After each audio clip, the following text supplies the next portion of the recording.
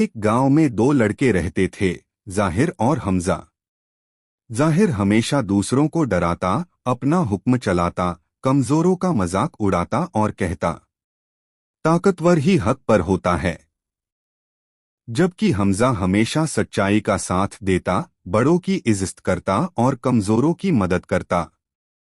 वह कहता, हक वही होता है जो अल्लाह को पसंद हो।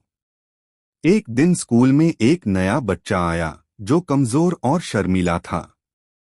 जाहिर ने सबके सामने उसका बैग फाड़ दिया और कहा, यह मेरे गांव में नया है, पहले मेरी बात माने।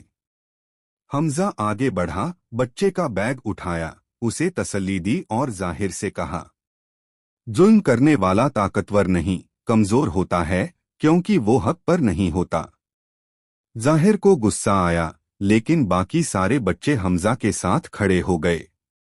सबने कहा, हम यजीदी सोच के साथ नहीं, हुसैनी सोच के साथ हैं। फिर अध्यापक जी आए।